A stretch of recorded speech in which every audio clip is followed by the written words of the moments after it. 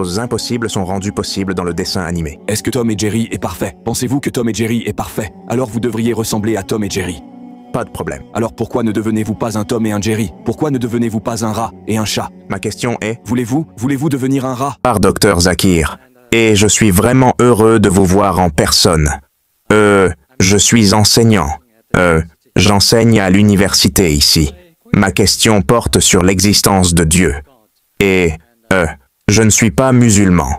Et je suis chrétien et, désolé, je ne crois en, aucun type de Dieu de la Sainte Bible, ou de la Gita, ou du Coran. Donc en tant qu'enseignant, vous savez, je donne des examens et des tests aux étudiants.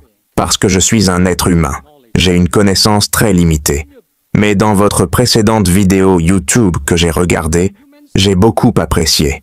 Vous avez mentionné que Dieu aussi fait passer des examens et beaucoup de tests. Donc, si vous considérez que Dieu est un enseignant et qu'il donne des examens et des tests, je ne suis pas d'accord. Parce que nous, êtres humains, souffrons des maux de l'humanité comme l'injustice, les conflits. Vous savez, plus que nécessaire, beaucoup de violence. Donc, au prix de l'examen, au prix, des tests, vous savez, l'humanité souffre. Alors pourquoi faire cela? C'est ma question. Donc, le frère a posé une question qui comporte deux parties. Premièrement, il a dit qu'il est enseignant, et pour savoir à quel point les étudiants sont bons, il doit faire passer un test. Dieu Tout-Puissant, lui, a toute la connaissance, alors pourquoi devrait-il faire passer un test? Il devrait tout savoir à l'avance. Point numéro 1. Et point numéro 2. Pendant que nous subissons le test, pourquoi toute cette injustice et cette souffrance des êtres humains? C'est bien ça, une question. Deux parties. En ce qui concerne la première partie de la question, que si Dieu Tout-Puissant sait tout, alors pourquoi devrait-il nous soumettre à l'épreuve? L'épreuve, comme Allah le dit dans le Coran, dans Sourate Al-Mulk, verset 2. C'est Allah qui a créé la mort et la vie, pour éprouver lequel d'entre vous est le meilleur en œuvre. Et le Coran dit dans Sourate Yassine, verset 12. Au moment où un enfant naît, le destin complet est lié autour de son cou. Dieu sait tout. Alors pourquoi subir l'épreuve? La raison est que Dieu sait dès votre naissance si vous irez au paradis ou en enfer. Il sait qu'il est bon, il est mauvais, il est moyen. Mais imaginez si Dieu Tout-Puissant, sans que vous viviez dans ce monde, vous met directement en enfer, mais directement d'autres au paradis. Ceux qu'il met au paradis ne protesteront pas. Mais ceux qu'il met en enfer diront « Pourquoi m'as-tu mis en enfer ?» Imaginez si vous êtes enseignant et que vous avez enseigné dans la classe pendant 1 an. Avant l'examen, vous pouvez juger. Cet élève n'est pas très bon. Il échouera. Cet élève, premier de la classe, n'est-ce pas? J'ai peur que vous compariez le Dieu Tout-Puissant et le... Laissez-moi terminer. Quand un enseignant humain, avant l'examen, peut juger, cet élève échouera. Pourquoi? Parce que l'élève n'est pas studieux. Il n'étudie pas. Mais l'enseignant peut faire une erreur. L'enseignant peut prédire avant l'examen.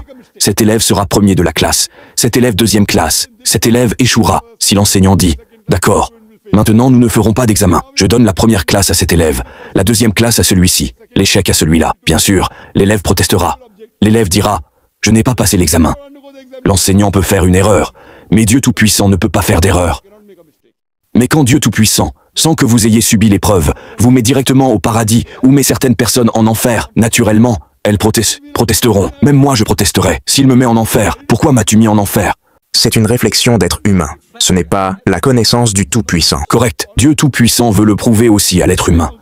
Il ne veut pas que l'être humain pense que Dieu est injuste. C'est pourquoi le Coran dit « Personne, le jour du jugement, ne contestera la justice d'Allah. » Parce que le Coran dit « Les organes témoigneront contre vous, vos yeux témoigneront contre vous, vos mains. » Donc là, si vous subissez l'épreuve, vous savez très bien que vous n'avez pas bien réussi. Donc si vous n'avez pas bien réussi et que l'enseignant vous fait échouer, vous ne pouvez pas dire que l'enseignant est injuste. De même, Dieu Tout-Puissant a la connaissance de l'invisible. Il a la connaissance du futur, mais il laisse l'épreuve se dérouler pour qu'aucun être humain ne puisse protester. Imaginez si quelqu'un vous fait échouer sans que vous ayez passé l'examen. Protesterez-vous ou non? C'est pourquoi, vous savez, j'ai beaucoup de mal à croire en Allah. Parce que... Mon frère, je vous pose une question simple. Vous êtes un être humain. Avez-vous passé votre examen de fin d'études? Oui. Imaginez que l'enseignant, sans que vous l'ayez passé, si l'enseignant vous fait échouer, accepterez-vous? C'est pourquoi vous ramenez l'Allah au niveau de l'être humain. Je ne ramène pas Allah à ce niveau. Je vous ramène au niveau d'un être humain, mon frère. Je ne parle pas d'Allah. L'être humain protestera. Allah n'a pas besoin de cela pour savoir. Il le fait pour l'être humain. Je vous demande si votre enseignant vous avait fait échouer sans que vous ayez passé l'examen de licence. Auriez-vous protesté ou non? Oui, parce que vous êtes un être humain. Alors de la même manière, si Dieu vous fait échouer, vous met en enfer, protesterez-vous ou non? C'est parce que Je vous pose une question. nous sommes des êtres humains. Correct, c'est la raison. Pour que vous ne protestiez pas, vous devez subir l'épreuve. C'est la réponse à votre première question. Réponse à votre deuxième question. Lorsque vous subissez l'épreuve, nous trouvons beaucoup de gens. Il y a tant de misère, tant de mal et tant de mauvaises choses qui arrivent. C'est une épreuve. Par exemple, quand vous donnez votre examen aux étudiants, vous savez, certains étudiants restent éveillés toute la nuit. Ils restent éveillés. Ils peuvent dire, quel genre d'enseignant est-ce? Parce qu'ils doivent peut-être rester éveillés toute la nuit. Très mauvais enseignant. C'est une épreuve. Et plus l'épreuve est difficile, plus la récompense est élevée. Étudier en deuxième année, CP ou CE1, est très facile. La 10e année terminale, aussi facile. Mais quand vous étudiez pour l'examen de médecine, j'ai réussi mes études de médecine. Je suis docteur MBBS, nous devions étudier plus de 18 heures par jour. C'est plus difficile, je ne peux pas dire. D'accord. Quel genre d'enseignant est-ce? Vous savez. Quelle épreuve difficile. Vous savez, ma vie est devenue une misère. C'est une épreuve. Si je veux la récompense, je dois subir cette épreuve. Donc cette vie, mon frère, est une épreuve pour l'au-delà. Et nous subissons l'épreuve. Et il y a des règles et des règlements établis sur la façon de mener cette vie dans le Coran. Ce Coran est notre manuel. Pour chaque examen, vous avez un manuel. Quel est votre programme? Sans le programme, comment pouvez-vous vous présenter à l'épreuve? Juste ou faux? Oui, absolument juste.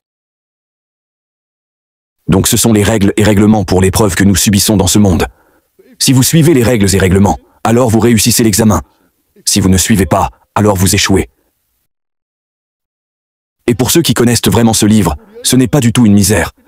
Pour moi, la vie est une épreuve.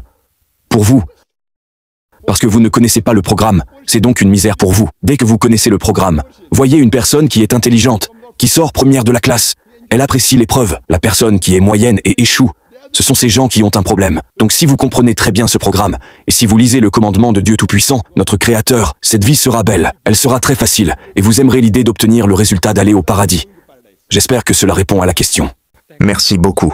Et ma deuxième question est, êtes-vous heureux quand vous voyez un tigre tuer un cerf et, en faire sa nourriture? Donc la création de Dieu, vous savez, nous acceptons que Dieu est tout-puissant.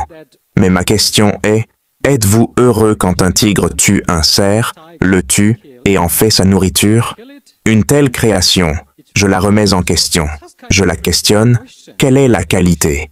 Quelle est la philosophie de Dieu? Il y a beaucoup de réponses, mais ces réponses sont auto-contradictoires. Donc selon moi, un dessinateur de dessins animés est meilleur que Dieu, parce que le dessinateur, vous savez, il a beaucoup de choses créatives, parfaites. Donc oui, c'est ma question. Le frère a dit, un dessinateur est meilleur qu'un créateur, parce qu'il est perfectionniste. Et, suis-je heureux de voir un tigre tuer un cerf? C'est bien ça? Oui. Nommez-moi un dessinateur qui est parfait. Un dessinateur, j'en connais beaucoup. Nommez-moi un dessinateur qui est parfait. Je ne connais pas un seul être humain qui soit parfait. Laissez de côté les dessinateurs. Nommez-moi un dessinateur. Il y en a beaucoup. Je vous demande, s'il vous plaît, nommez-moi un dessinateur qui est parfait. Nous devrons lui donner un prix Nobel maintenant. Comme Tom et Jerry. Le problème était là. Mais finalement, vous Y savez... a-t-il de parfait dans Tom et Jerry? C'est pour s'amuser. Tout ira bien à la fin. Est-ce que Tom et Jerry est parfait? Plus tard, oui. Des choses impossibles sont rendues possibles dans le dessin animé. Est-ce que Tom et Jerry est parfait? Pensez-vous que Tom et Jerry est parfait? Alors vous devriez ressembler à Tom et Jerry. Pas de problème. Alors pourquoi ne devenez-vous pas un Tom et un Jerry? Pourquoi ne devenez-vous pas un rat et un chat? Ma question est... Voulez-vous devenir un rat? Si Tom et Jerry est parfait, alors aimeriez-vous devenir un rat? Ça dépend. Voulez-vous devenir un rat? Ça dépend. Je n'aimerais pas devenir un rat, selon l'intelligence. Si un être humain me dit qu'il veut devenir un rat, alors je suis médecin. Je devrais vérifier son état mental. Voulez-vous devenir un rat? Ça dépend. Cela signifie que vous devez aller faire un bilan. Donc ma question était... Ma question est, vous dites que Tom est parfait et Jerry est parfait. Le rat et le chat sont parfaits. Alors vous voulez devenir un rat? Voyez, si vous savez que vous avez fait une erreur, dites « je suis désolé » et l'affaire est close. Si vous continuez, si vous avez fait une erreur, un être humain, un étudiant devrait dire « désolé » plutôt que de s'accrocher à son erreur et de devenir encore plus idiot. Vous comprenez, non? Je ne connais aucun être humain sain d'esprit qui dira jamais qu'il veut devenir un rat. Et vous êtes enseignant. Voulez-vous devenir un rat? Je suis un être humain. Oui, mais voulez-vous devenir un rat? J'ai dit ça dépend. Non, de quoi ça dépend? Parce que... De quoi ça dépend? Si... De quoi? Je ne sais pas, je suis médecin. Si un être humain dit qu'il veut devenir un rat, je l'envoie chez un psychiatre. Juste ou faux? Si l'un de vos étudiants dit qu'il veut devenir un rat, ne l'enverrez-vous pas chez un psychiatre? Ça aussi, ça dépend. Donc ma question est, êtes-vous heureux? Ça dépend. Alors ça aussi ça dépend. Oui, j'en viens à la première partie de la question. Êtes-vous heureux quand un tigre tue un cerf? Je suis heureux quand un tigre tue un cerf. Oui. Maintenant, selon moi, si c'est la règle selon laquelle un tigre doit vivre, je ne suis ni heureux ni triste. J'ai l'idée. Comment un? Je ne suis ni heureux ni triste, parce que c'est sa survie. Si le tigre ne tue pas, C'est l'excuse. C'est l'excuse de l'être humain. Je demande sur la philosophie mon frère, de Dieu tout-puissant. mon frère, Mais vous ramenez la philosophie du Dieu beau et miséricordieux au niveau humain. Maintenant, c'est un reflet complet de la connaissance humaine limitée. Je suis désolé pour ça. vous demandez-le, vous posez une question, écouterez-vous ma réponse? Oui, Donc pour entendre la réponse, vous devez fermer votre bouche. parce qu'il y a un défi. Quand vous avez posé la question, ai-je interféré? Quand vous avez posé la question, ai-je interféré? C'est bon, continuez s'il vous plaît. Vous êtes enseignant, alors vous pensez que tout le monde est un étudiant. Vous pensez même que je suis votre étudiant. J'essaie d'obtenir ce que... Mon frère, vous posez la question, attendrez-vous la réponse ou non? Bien sûr, désolé pour ça. Donc si vous ne suivez pas la règle, vous êtes si inhumain. Vous êtes si peu civilisé. Ce sont vos mots. Je suis très préoccupé par le Tout-Puissant et... Mais quand vous posez la question, attendrez-vous la réponse? Imaginez un étudiant qui interrompt sans cesse et ne vous permet pas de donner la réponse. Que lui dites-vous? Vous lui dites de sortir de la classe, n'est-ce pas? Vous avez posé la question, j'ai écouté très tranquillement. Mais vous essayez de détourner l'attention. Parce que... Voulez-vous fermer votre bouche? Sinon, nous devrons laisser quelqu'un d'autre avoir sa chance. J'ai été si gentil, j'ai été si gentil. Vous êtes censé poser la question en 2 phrases. Je vous ai permis, plus, je donne la réponse. Vous interjectez. Pensez-vous donc qu'en interjectant, vous êtes un enseignant et je suis votre étudiant? Posez la question.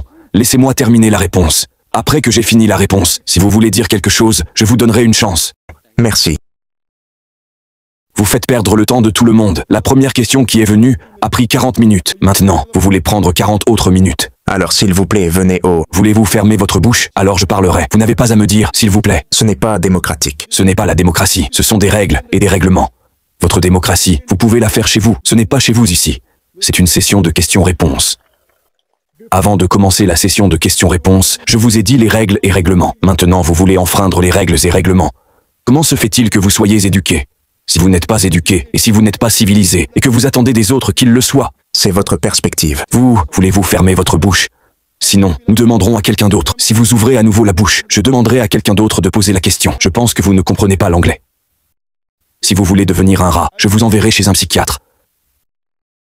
Vous voulez devenir un rat, que puis-je faire? Si vous dites qu'un dessinateur est parfait, et que le dessinateur parfait est Tom et Jerry, cela signifie que vous voulez devenir un rat. Vous dites que c'est Dieu, et comment comprendrons-nous, en tant qu'humains? Je parle à des êtres humains, je dois parler d'êtres humains, je ne peux pas parler de la logique de Dieu. Quand je parle à un être humain, je dois parler de logique humaine. Je ne peux pas parler de la logique d'un rat, ou de la logique d'un tigre. Vous avez dit que vous nous parlez, à nous les humains. Bien sûr, je parle à des êtres humains. Donc si vous me posez la question, suis-je heureux si je vois un tigre tuer un cerf? Je ne suis ni heureux, ni triste. Pourquoi devrais-je être heureux? Et pourquoi devrais-je être triste? C'est la règle de la création. Pour moi, quand je respire, je tue des millions de germes. Suis-je heureux? Je ne suis pas heureux, je ne suis pas triste, c'est ainsi qu'est la vie. Quand vous respirez, vous tuez des millions de germes. Je suis médecin. Si vous n'êtes pas heureux, arrêtez de respirer. Ma question pour vous est, si vous êtes triste parce qu'un lion tue un cerf, je vous dis en tant que médecin, vous tuez des millions de germes, vous devriez arrêter de respirer.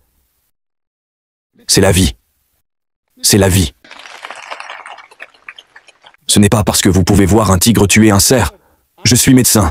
Vous ne pouvez pas survivre même quelques minutes sans tuer des millions de germes. C'est ainsi que Dieu Tout-Puissant a fait les différentes créations. Mais si vous enfreignez la règle de la création, si je tue un cerf inutilement pour le plaisir, pour la chasse, je serai mauvais. Pour le plaisir de la chasse, je ne peux même pas tuer une fourmi pour mon plaisir. Je ne peux même pas tuer un moineau selon le prophète Mohammed sallallahu alayhi wa sallam. Mais le lion, pour sa survie, s'il tue un cerf, il suit la règle. Pas de problème. Mais moi, pour mon plaisir, si je tue un tigre pour ma pratique de la chasse, pour ma pratique du tir, c'est totalement faux. C'est contre l'humanité. Mais moi, tuant des germes parce que c'est ainsi que je survis. C'est ainsi que Dieu Tout-Puissant a fait. Il a créé des millions de créatures vivantes, des milliards, chacune a sa propre règle. Ce livre de règles, le Coran, est seulement pour les êtres humains, pas pour le tigre, pas pour le cerf, pas pour le rat. Le rat et le cerf ont un livre de règles différent. Ce livre de règles sur la façon de mener sa vie est pour les êtres humains. Dieu Tout-Puissant a donné un choix aux êtres humains. Le tigre et le cerf n'ont pas de libre arbitre propre. Ils suivent l'instinct. Ils n'ont pas de libre arbitre. Seuls les êtres humains et les djinns ont un libre arbitre. Maintenant, parce qu'ils ont un libre arbitre, Dieu Tout-Puissant a donné un ensemble de règles. Ce que vous pouvez faire, ce que vous ne pouvez pas faire, tout le reste est optionnel. Si vous suivez les règles de ce que vous pouvez faire et de ce que vous ne pouvez pas faire, vous réussirez cet examen et irez au Jannah. Le fait est que j'ai donné une conférence sur l'existence de Dieu Tout-Puissant. Vous ne posez pas une seule question sur ce dont j'ai parlé. Si vous croyez en la science, comment cela pourrait-il être dans le Coran? Vous n'avez pas parlé de cela. Maintenant vous demandez si je suis heureux si un tigre tue un cerf. Je ne suis pas heureux, je ne suis pas triste. C'est ainsi qu'il va vivre. La réponse est donc que je ne suis ni heureux, ni triste quand un tigre tue un cerf, mais je suis très en colère et très triste si un être humain tue un tigre pour sa pratique de la chasse, parce que c'est contre la règle de Dieu Tout-Puissant, notre création. J'espère que cela répond à la question. Merci beaucoup. Avec grand plaisir.